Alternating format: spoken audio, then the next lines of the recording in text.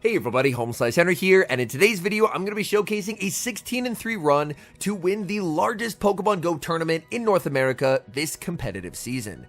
The trainer who won, his name is SJames21, referred to from here on out as SJ, and this was only his second tournament ever. In his first ever tournament, he was the runner-up back in Peoria, and now in his second tournament, he's earned the title of Indianapolis Regional Champion. And throughout the battles in this tournament, you're going to see a near flawless understanding of game mechanics. There's a lot to learn from watching these battles. In his first streamed match, this is the winner's semifinals of day number 1, we get to take a look at his team. Lantern, Night/Annihilate, Dugong, Cresselia, Shadow Gligar, and Lickitung. This team has a lot of flexibility and a lot of bulk. His opponent in this first round is Elam, who has a team of Charjabug, Vigoroth, Altaria, Lickitung, Skarmory, and Shadow Whiscash. The Charjabug of the 6 Pokemon looking to be the most troublesome for SJ's team. The stage is set, the battlers are locked in, game number 1, SJ gets the lead call right, anticipating the Charjabug lead, and he punishes it with a Gligar lead of his own. Elam safe switches into the Lickitung. S-James going to fire off an Aerial Ace to get some chip damage and then send in Annihilate. Annihilate can do very well in this matchup. Power Whip does about 40% of Annihilate's total HP. We're going to see the shield by SJ. SJ looking to get a full farm down, denying Elam an ability to make it to a second Power Whip. He's forced to settle for a double resisted Body Slam. There's so much energy available on this Annihilate. In comes the Charjabug. No baits from SJ. He fires off the Shadow Ball. The Shadow Ball connects, dealing significant damage. SJ makes Shadow Ball number 2. Elam has to shield or he loses the Charjabug. He lets the Charjabug go. Annihilate on an absolute rampage in this first match. Going to save the Night Slash for later. Send in the Dugong. And at this point, there is no ability for Elam to win this game. This is his final Pokemon, which means he has no way of resetting the attack drops that SJ is about to put onto this Whiscash. Whiscash is going to be able to land the Mud Bomb. Whiscash still with 2 shields to hide behind, but SJ can just debuff and debuff and debuff. There's still a full health Gligar available. There's still a Night Slash available on the Annihilate. There's just nothing that Elam can do. SJ fires off the Icy Wind instantly to apply another debuff. Elam recognizes there is just no win con with how this game has been played, and he lets that go. We've got a neutral lead in the next match, leading the Annihilate into the Shadow Whiscash. Annihilate goes for the Night Slash on charge attack priority. We see the no shield by Elam, and Elam will return fire with the Scald. This does not knock out, but it does significant damage, and there's a 50-50 chance at a debuff. The debuff is unsuccessful. In comes Lickitung. SJ going to bank a lot of energy on Annihilate, get some valuable counter damage, and now send in his own Lickitung.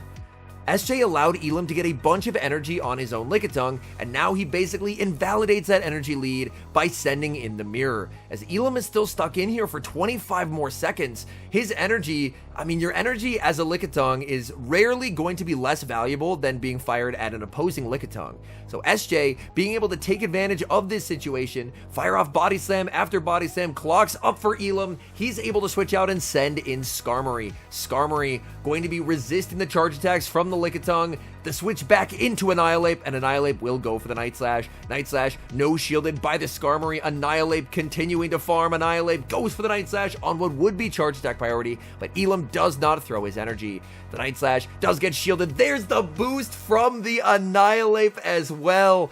And now the Annihilate is going to be absolutely shredding with these counters. The boosted Annihilate gets the farm down. Lickitung gets the snipe with 1 lick, but he can send back in his own Lickitung, and there's still the Dugong available in the back to completely shut down that Whiscash.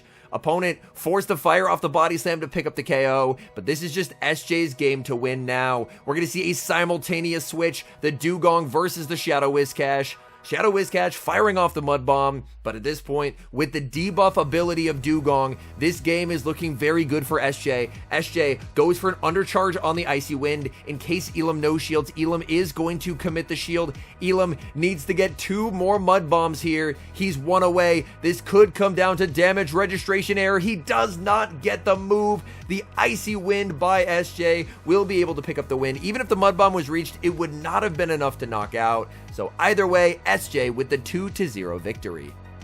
His next opponent is Magic Mason, a previous regional champion running Shadow Gligar, Annihilate, Dugong, Skarmory, Lantern, and Guzzlord. And we get to take a look at SJ's team once again, and that Lickitung looks a lot less safe against Mason's team because Mason does have the Guzzlord, which could prove to be a pretty good core breaker into SJ's team. The battlers are set for game number 1. SJ gets the lead call right, leading Gligar into Annihilate. The Dugong save switch will be answered with the Lantern, but we do see this is an ABB style team for Magic Mason. He has the Skarmory in the back, so he's playing this to try and lure out the Lantern to then sweep with the Skarmory. And Skarmory will have a good matchup in the back as we do see Magic Mason commit the shield and now go for an Icy Wind bait.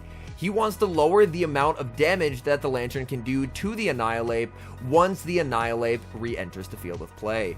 SJ with the perfect overfarm there, understanding exactly where Mason's energy's at, so he exits with the maximum amount of farm, and that allows him to reach a Thunderbolt before a Night Slash is reached. The Thunderbolt, even when debuffed, will still leave its mark. In comes the Gligar, Magic Mason deciding to go for the bait. He's going for the Night Slash bait, the no shield by SJ. In comes the Skarmory, in comes the Lickitung, and this is an endgame where Skarmory does technically have an advantage against both remaining Pokemon. However, Lickitung, even though this is a losing matchup for the Lickitung, can still play this quite close. As the licks will add up, Skarmory doesn't have an amazing HP stat, and the resisted body slams will add up over time as well. SJ firing off another body slam, we see another no shield by Magic Mason. Magic Mason over farming, going for the Sky Attack. Decision time for SJ, he lets it go. The Sky Attack connects, Lickitung makes it to the 1 HP body slam, forcing the shield from Magic Mason. And now Gligar can make it to the Aerial Ace, winning charge attack priority, again maximizing the overfarm every single time. In comes the Annihilate, but there's just nothing that Annihilate can do, and that's going to be a game 1 win for SJ as Aerial Ace knocks out Annihilate. SJ just needing one more win to guarantee a spot in day 2, and that's going to be tough, leading Annihilate into Shadow Gligar. The roles have been reversed, but the Dugong save switch, Mason has no answer for. Mason ran a team very weak to Dugong lead. He sees the Dugong, but it's on the save switch, so he can get some chip damage with an Aerial Ace, bring in his own Dugong, and now SJ can't really make a play for switch, because the Aerial Ace damage is just too much for SJ to potentially flip this matchup. And that's going to be really tough news for SJ because in the back, he has Lantern trying to run 2 counters to that Gligar in the back, but there's the Guzzlord we talked about earlier, and that Guzzlord completely shuts down any hope that Lantern might have. Dugong fires off the Drill Run. It's not enough to KO. Aggressive switch into the Annihilate, trying to snipe, but we see the counter just not enough. The Dugong able to survive on 1 HP, and now in comes that Gligar.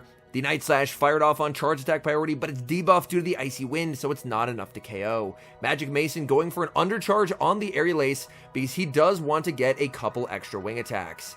This will prove to be quite difficult because you can send in the Lantern. Lantern looking for the farm down, can't get the farm down, but Guzzlord is a complete wall to all energy from Lantern, so Magic Mason can send in the Guzzlord, and Magic Mason shaking to the head, knowing that this game is absolutely over. The Surf will connect, but realistically, there's just nothing you can do in this moment. Magic Mason will fire off the Crunch. SJ not going to shield, understanding that this game is over, and he's just going to set the phone down and focus on next game. As next game, it's now 1-1. So winner goes to day 2, loser has to move to the losers bracket. And we've got mirror leads in game number 3, Annihilate versus Annihilate. This could come down to charge attack priority, and we do see SJ running a very high attack Annihilate to guarantee charge attack priority in the mirror. He went for the Night Slash bait, that does get shielded. SJ calls the bait. What an unbelievable call, and now he's in a very good position. An attempted catch onto Guzzlord. Guzzlord answered by Cresselia, and his Cresselia is running Moonblast. A lot have been running Future Sight, but he did bring the Moonblast for this purpose, because now he has an ability to absolutely delete Guzzlord from the field of play. Magic Mason not going to let that happen. He will expend the final shield, but all he can do is force 1 shield back. SJ still has 2 shields, so he can very comfortably shield once, throw 1 Psycho Cut and the Moonblast, And this is going to be good by Guzzlord. The Guzzlord was so problematic in game number 2, so he ends up benching his Lantern and instead running the combination of Annihilate and Cresselia, which both have very favorable matchups. In comes the Annihilate, going for the Shadow Ball, the catch by Magic Mason, catching that Shadow Ball onto the Shadow Gligar, but that does so much damage. And Lickitung looks to be in an incredibly good position. Magic Mason opting for the Aerial Ace, as if he tried for the dig, the Body Slam could have been thrown. But this is now going to allow SJ again to overfarm quite significantly, pick up the KO with the Body Slam. He can send back in the Annihilate, but Annihilate, this is not a range where Night Slash will knock out. So SJ is able to make it to the Power Whip. Power Whip. Ooh, I was going to say +1 Lick is enough to KO, but he can actually survive that. Fire off the Night Slash, but the Lick does get the KO, and now SJ moves to day 2. We now move to the first match of day number 2, SJ versus Gordon the Flash, who is a team with Cresselia with Moonblast, Guzzlord, Charjabug, Vigoroth, Skeledirge, and Azumarill. Stage is set for game number 1, Lickitung for SJ versus Cresselia for Gordon the Flash. This is a very neutral matchup, a slight edge to Lickitung, except if it's like the rank 1 Cresselia from a trade, I believe that can potentially flip certain shielding scenarios, but as we do see the CP is not 1500, it's not going to be the rank 1 Cress. So Lickitung will have the edge. SJ going to fire off the Body Slam right before the Moonblast is reached. Again, very nice mechanics throughout, making sure to throw in the middle of a Psycho Cut to prevent any potential catches by Gordon and to minimize the amount of free turns. Moonblast will connect. Gordon save switches into the Charjabug. Charjabug is so safe into the majority of SJ's team, but the Gligar was brought. In comes the Gligar, and this is an absolute nightmare for Gordon the Flash. If we take a look at SJ's team, we do see Charjabug has 4 very good matchups, and then 2 matchups where it doesn't do well, the Lickitung and the Shadow Gligar. So there's a 4 in 5 chance that the Mon in the back is not the Gligar, but unfortunately for Gordon, the odds are not in his favor. It is the Gligar in the back. Gligar, even with a massive energy disadvantage, is able to knock out the Charjabug, and there's energy stored everywhere. Firing off the Aerial Ace, we do see the shield by Gordon, but it's Annihilate in the back, and there's just no winning this game at this point, as Annihilate will very comfortably be able to just shred through this Pokemon with counters, and if the Cresselia gets switched in, then Cresselia will be hit with Night Slash. Firing off another Dragon Claw. Gordon can't really afford to stay in here, so we're going to see a switch into the Cresselia, and SJ predicts it, going for the Night Slash. Gordon realizes with back-to-back Night Slashers, there's no win con in the match, so he's just going to let the move go, and we move to game number 2. Lickitung on the lead versus Skeledirge.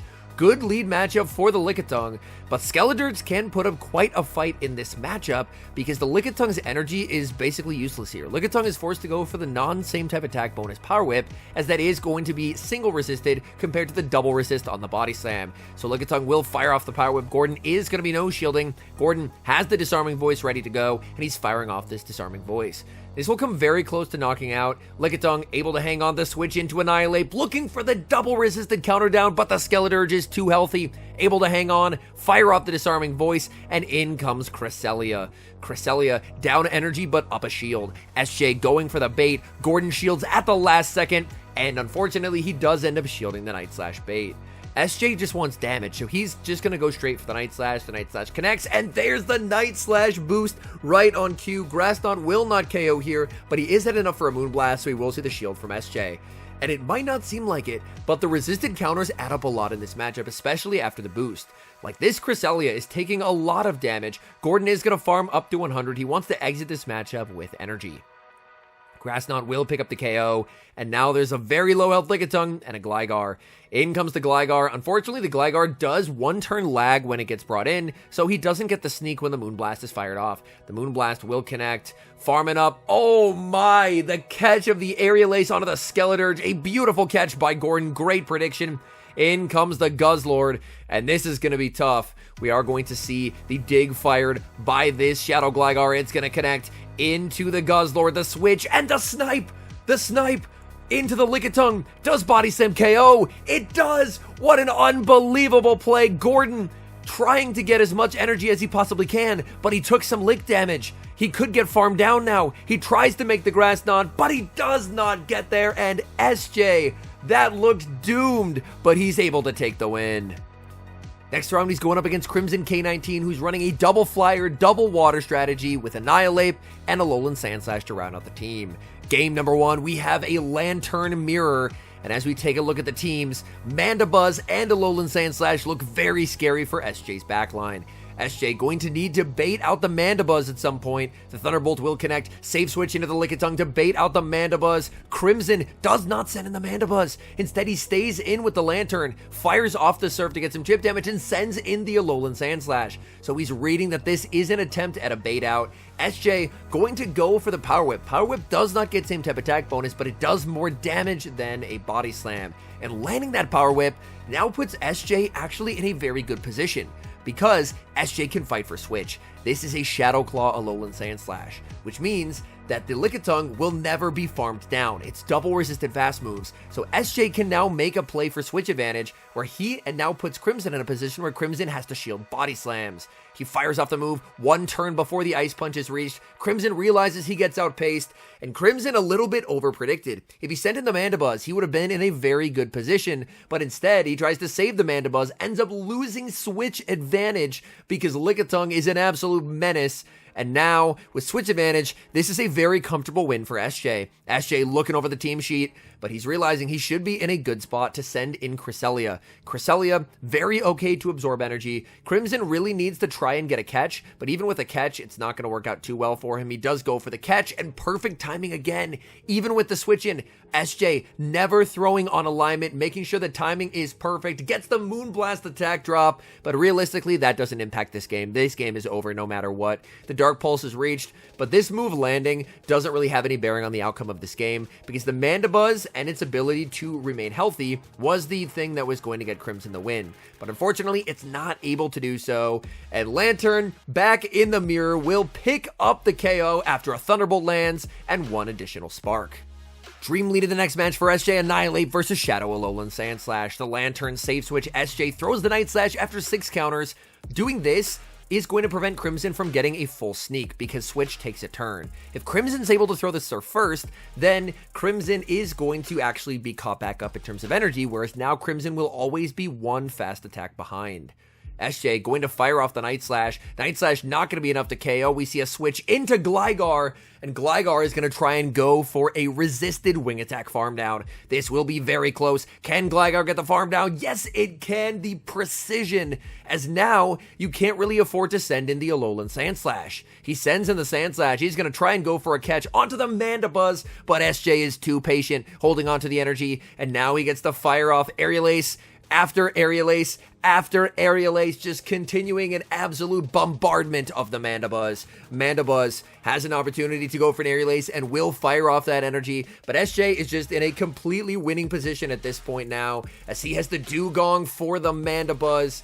And this alignment is extremely unfortunate for Crimson. The Dark Pulse will connect, but Dugong does not care. Dugong is never going to throw a move here. Dugong will just fully commit to a farm down, and then Crimson is going to have to switch out or he gets farmed. He sends in the Sandslash. He goes for the Icy Wind. This is a very safe Icy Wind. Whether it's shielded or not, the game is over, because now you can just send in the Annihilate, and look at the counters. Absolutely shredding through the Ice Steel type Alolan Sandslash. Annihilate will fire off this Night Slash at 1 HP. Crimson, understanding the game's over, is just going to let this through. Annihilate gets a boost for the road as well, and that's a 2-0 series victory. We now move to the winners finals, top 3 of the entire tournament, and the opponent is Out of Pocket. Previous Peoria regional champion, he's been top 4 and top 8 many times before, so a formidable competitor. His team has Bastiodon, Night Slash Annihilate, Altaria, regular Feraligatr, Shadow Whiscash, and Cresselia. The leads are set for game number 1, and it's a bit of an awkward lead for SJ, leading Cresselia into the Feraligatr. And this is the non-Shadow Feraligatr, which means that a Grass Knot actually does not threaten this Feraligatr. So Feraligatr does have the potential to just no-shield here. And Grass Knot into the Feraligatr does get no-shielded. Feraligatr going to look to overfarm. Could have potentially gone for charge attack priority, but the Hydro Cannon may not have quite KO'd, so we are going to see the shield by Out of Pocket and a massive overfarm. He's going to throw right before the Grass Knot is reached. SJ can't shield this, because if he does, Pocket can click another Hydro Cannon and force another shield. So SJ, not wanting to give up a shield, is just going to let that Pokemon go. In comes Annihilate. Out of Pocket only going to get to 1 Hydro Cannon. Again, this is the non-Shadow, but even even the non-Shadow for Alligator, that Hydro Cannon does a lot of damage. In comes Altaria, going to fire off the Night Slash to get a little bit of damage, and then it's all up to Shadow Gligar. Shadow Gligar with 2 shields to hide behind, but what you can't shield is the fast moves. And these Dragon Breaths are tearing through the Gligar. Gligar already approaching half HP. Gligar goes for the Aerial Ace. Aerial Ace will not KO here. Pocket is going to let this through. Pocket now going to switch into Cresselia, and this is a range where one move from Cresselia can knock out the Gligar. Pocket commits the shield and gets the shield call right, as it is going to be the dig. Gligar overfarming quite significantly. SJ commits the shield, as Pocket only needs a Grass Knot to knock out. Clock will be up soon. He's going to fire off the dig. Dig is going to get this Cresselia below half HP. Switch into the Annihilate and the catch. But Out of Pocket is going to go for an undercharge on the Grass Knot. He wants the farm, and he gets the farm. A perfect undercharge. The Grass Knot, oh goodness, that's charge attack priority to the dig. The dig knocks out, and now it's all up to Altaria. It's going to be a race, and Altaria is able to outpace, withstanding the wing attack damage, knocking Gligar out of the sky, and that's a Game 1 win for Out of Pocket. Game 2, we have Lickitung on the lead for SJ versus the Shadow Whiscash for Out of Pocket. This matchup should be favorable for Lickitung, but Shadow Whiscash is an absolute menace. No Scald debuff there. We are going to see the Body Slam bait get an immediate shield from Out of Pocket. And Out of Pocket did bring the Bastiodon in the back, but Bastiodon did not find its target in Lickitung. Instead, the Pokemon in the back are all Pokemon that can hit for super effective damage. Pocket going to double shield and just mud shot down. Pocket is now going to be met with a Gligar switch in, SJ denying the farm down. Gligar committing the shield. You really got to hope for no debuff here, and there's no debuff. So SJ with a bit of good luck in this game number 2 as Pocket unable to get the Scald debuffs. Aerial Ace will connect. SJ continuing the overfarm, as this is not a range where Aerial Ace will knock out. Pocket goes to Sky Attack, able to grab the shield from SJ. SJ overfarming very close to 100 energy and will go for the Aerial Ace. Aerial Ace connects to the Altaria, looking for this farm down, decides against it, not wanting to risk the Altaria making it to a move. Aerial Ace will pick up the KO. There's still that Shadow Whiscash, and there's the Bastiodon in the back, but Bastiodon is not going to be a big fan of the Lantern. We see an attempted catch, unable to get the catch. It's very hard to catch in a 3 vs 2 situation. Gligar will go for the Aerial Ace, and now the Bastiodon looking for the farm down, but it's not to be. Gligar makes the dig, double super effective damage. In comes the Lantern, and Lantern will be able to clean up this game very comfortably as it makes it to a Surf. So SJ able to get the equalizer here in game number 2, and this series is a best of 5. Tough lead for SJ, leading Lantern into the Cresselia, safe switch into the Shadow Gligar, and Gligar will fire off the Aerial Ace, and now it's going to be answered with Shadow Whiscash. Shadow Whiscash goes for the Scald, but this Gligar is running a little bit of attack on it, able to win the charge attack priority tie over the Shadow Whiscash. Whiscash firing off the Scald. We see the shield from SJ. Is this going to be a Scald debuff? Out of Pocket's been a little unlucky, but he does get the debuff this time. Going for the Aerial Ace on charge attack priority to Scald number 2. We will see the shield from Pocket. Pocket, now that he's got the debuff, smelling blood in the water here a little bit, as this Gligar, now that shields are down, is very vulnerable. Clock is up for SJ. SJ is going to fire off this Aerial Ace. Aerial Ace is going to be shielded up, and now you have to watch for the switch. In comes Cresselia, answered with the Bastiodon, and we see the smile from SJ. He knows he's in trouble here as Bastiodon rumbles onto the field, and this is a truly terrible matchup for the Cresselia. Cresselia has no fast attack pressure. Psycho Cut does absolutely nothing. It's stuck throwing Grass Knot, which does not get same type attack bonus, and Bastiodon with the consistent rock damage, just absolutely dominating in this matchup, and there's still the energy saved on the Whiscash. A catch and then this alignment could have been okay, but Pocket still has the energy, so he can just absolutely shred that Gligar later on. SJ going to switch out, looking for a catch, but he does not get it, and now Cresselia will get to fire off Grass Knot after Grass Knot at this Lantern. SJ gonna go for the Thunderbolt, winning charge attack priority, doing what he can in this matchup, playing to the CMP tie, but this is tough. This is so tough, as the alignment has just been absolutely perfect for Pocket. Pocket's gonna get a Psycho Cut farm down as well. Oh, that is tough. And there's really not a way out for SJ in this matchup. SJ sends in the Gligar to be met with this Grass Knot. Grass Knot, going to put the Gligar below half HP, and there's the combo play right on cue. The energy that was saved from earlier, knocking out the Gligar, and there's just nothing that Cresselia can do here. Cresselia will finally be able to get the Whiscash off the screen, but there's still 2 Pokemon left in the bag for Pocket, and there's the Stone Edge from the Bastiodon. Out of Pocket, 1 win away from advancing to Grand Finals. Positive lead for SJ in game number 4, Lickitung versus Feraligatr. We see the safe switch into Cresselia, and he knows he can throw the Body Slam instantly, and it will still be on good timing, because switching out in that instance takes 1 turn.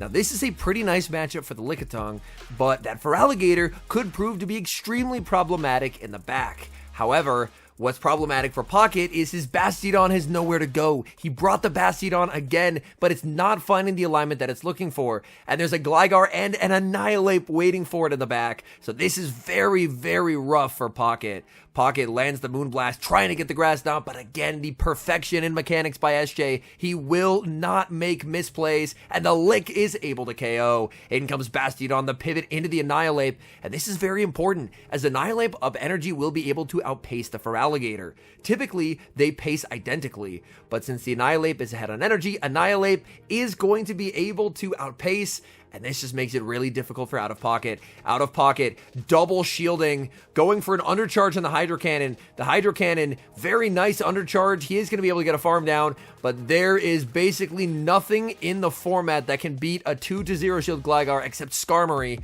and there's not a Skarmory on Pocket's team of 6. So this Gligar is looking to absolutely crush in this endgame. Feraligatr, Hydro Cannon, gets the shield to switch into the Bastiodon, but there's no hope for the Bastiodon, as Gligar with the shield to hide behind will be able to make it to 2 digs.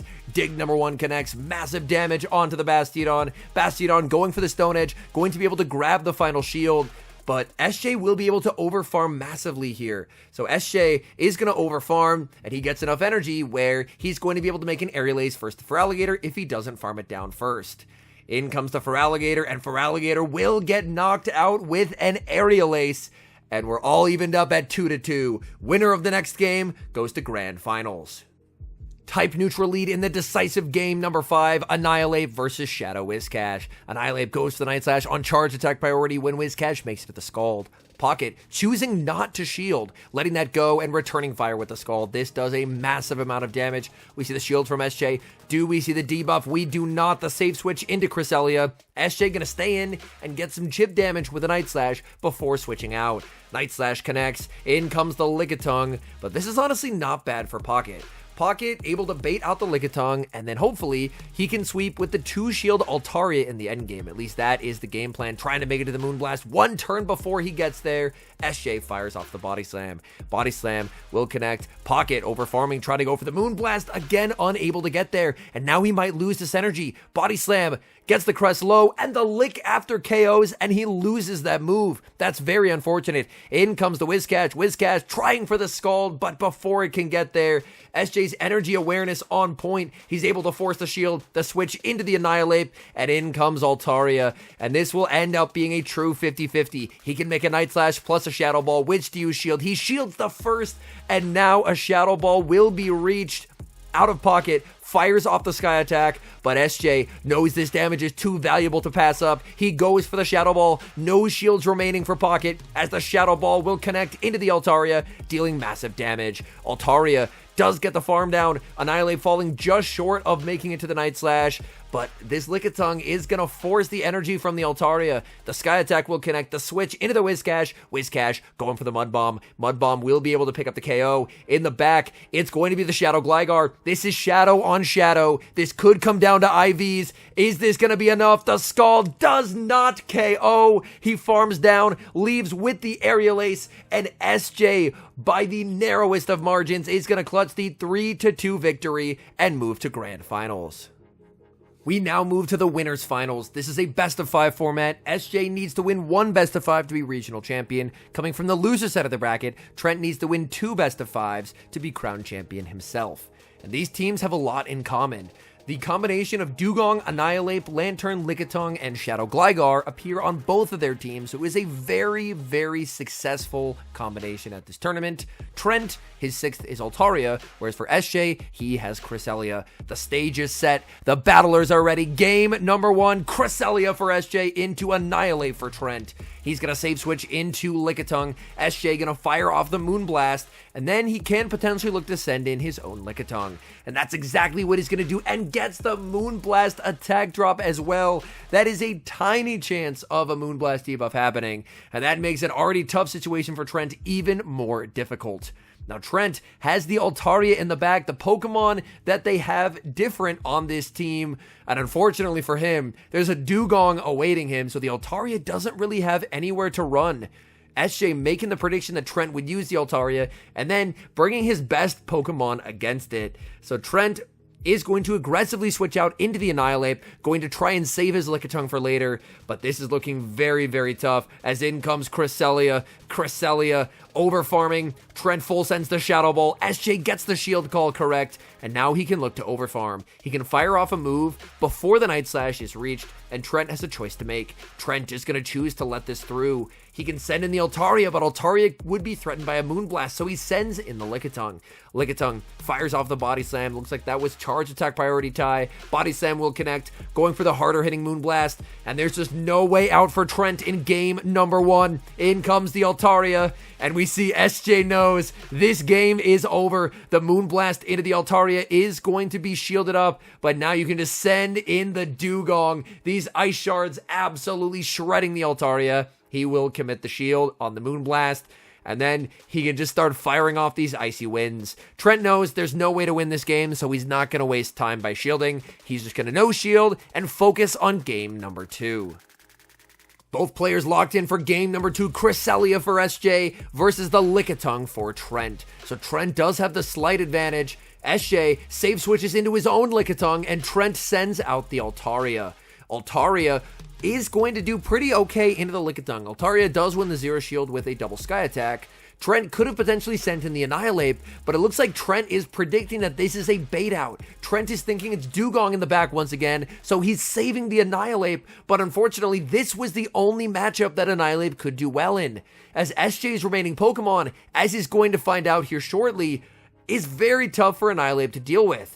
Lickitung with the energy advantage, able to win the Zero Shield by outpacing. Annihilate gets energy, but it's answered with the Gligar, and this is very, very difficult for Trent. SJ, decision to make, shields at the last second, shields the Night Slash bait, and the combo play with the Body Slam will be no shielded by SJ. SJ letting that through. He's going to build up to the dig and bait with the Aerial Ace, and he gets the shield from Trent. So that does save a little bit of energy for him, which is quite nice. Unfortunately, he's not able to make the dig. The Body Slam will not KO, however. He can withstand this damage. He goes for an Aerial Ace. We're going to see a no shield by Trent. Trent knows this is not enough for a dig, so he can't survive it. In comes Cresselia. Cresselia going to need 2 charge attacks to KO the Lickitung, so going for the Grass Knot, absolutely the right play, as the Grass Knot will connect. Body Slam from the Lickitung, the no shield by the Cresselia. Cresselia can look to overfarm in this matchup. Cresselia overfarming until right before Lickitung has the Body Slam. Grass Knot will be able to pick up the KO, and now Trent needs a miracle from this Annihilate. Annihilate, unfortunately, does get the 1-turn bring in. We do see the shield of the Grass Knot. Trent going for the Night Slash, but a Night Slash doesn't KO. SJ knows he's short. He lets it through. That's not enough to KO. Can he counter down? He cannot counter down. And the Annihilate will be knocked out with the Grass Knot, and that's a 2-0 advantage for SJ. Game number 3, we see the teams are identical to last game, but this time Trent will fire off the Body Slam into the Cresselia as SJ decides to stay in. SJ now going to pivot. In comes the Lickitung. He sends in the Altaria again. Oh no, again reading. Surely this time it's the Dugong in the back, but it's not. Unfortunately, Trent a little bit seeing ghosts in this grand finals, as the Dugong was so impactful game 1 that he keeps saving the Annihilate for it, but it has not made an appearance in game 2, nor in game number 3. The Body Slam will connect. It's charge attack priority. This time Trent was a little faster on the switch. He's able to win charge attack priority and win the zeros, but in comes Gligar. Gligar. Gligar gonna get a nice farm down, and you can see there, Trent knows an error has been made. He did not use the Annihilate when he could have potentially got some nice value for it, and now he's in trouble.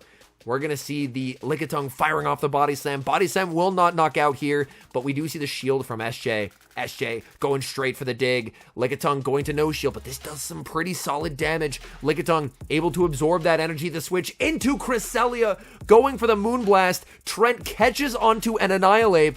Annihilate able to withstand that damage, but that still hits incredibly hard. He was hoping that SJ had clicked on the grass knot, but he did not. He went for the Moonblast. The Night Slash will be no shielded. Cresselia gets the farm down, and it's all over. Trent is gonna no shield. He knows there's no hope remaining. Moonblast connects, and SJ is the Indianapolis regional champion.